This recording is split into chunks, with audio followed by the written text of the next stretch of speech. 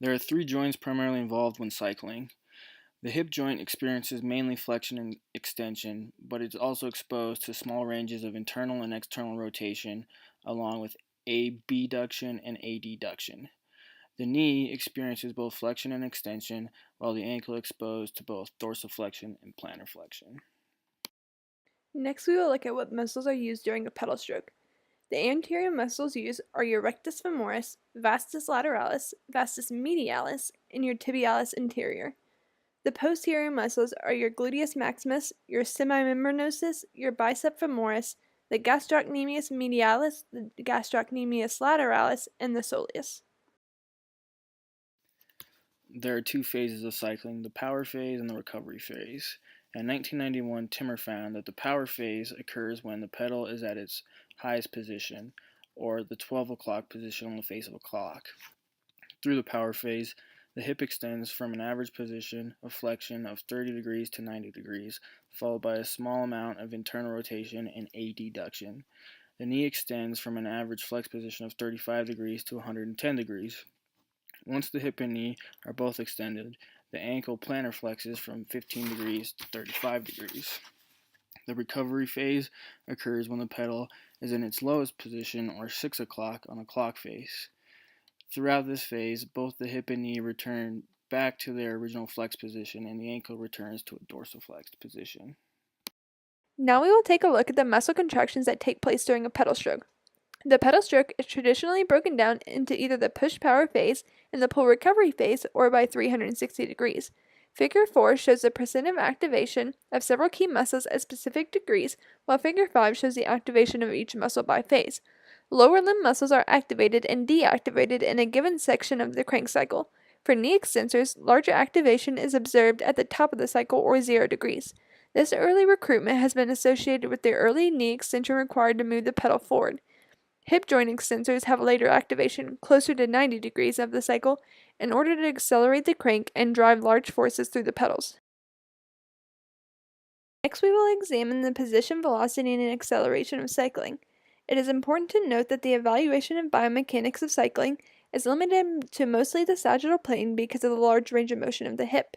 The lower body is the main focus in motion analysis of cyclists due to the large contribution of the lower limb muscles. The forces involved in pedaling action largely fluctuate throughout the crank cycle. This is because muscle force production depends on the muscle length and consequently joint angles. In order to create the best joint angle, a rider may raise or lower the seat in order to give themselves the best mechanical advantage possible. In creating that mechanical advantage, the rider is able to output more power and therefore achieve a higher velocity and acceleration. The position of seat height on a bicycle can influence length tension relationships of muscles and can place a greater workload on the knee joint.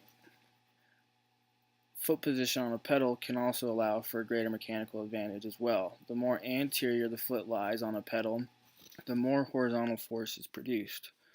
Larger wheel size and longer pedal cranks can lead to increased pedaling force, but also lead to quicker rates of fatigue. As the individual riding the bike begins to pedal, the bike is then put into motion. In theory, from this force, the pedaling, the bicycle could possibly never stop moving. Objects in rest stay at rest, and objects in motion stay in motion, unless acted upon by an unbalanced force. What prevents this scenario from occurring is friction between the bicycle tires and the ground, friction between the axles and wheels, and air friction, or any other force that can act against the rider or bicycle. When discussing what keeps the bicycle in motion, Newton's second law comes into play.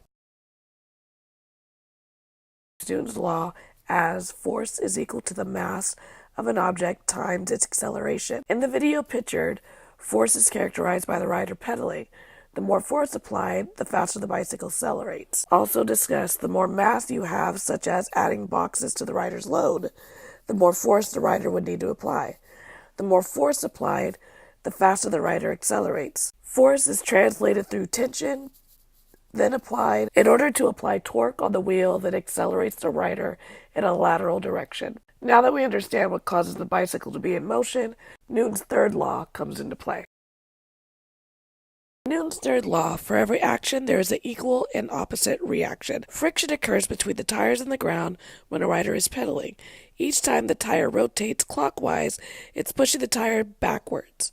Simultaneously, the ground pushes the force forward onto each part of the tire, thus accelerating the rider forward. Without this third law, the amount of force and effort applied to pedaling the bicycle wouldn't matter.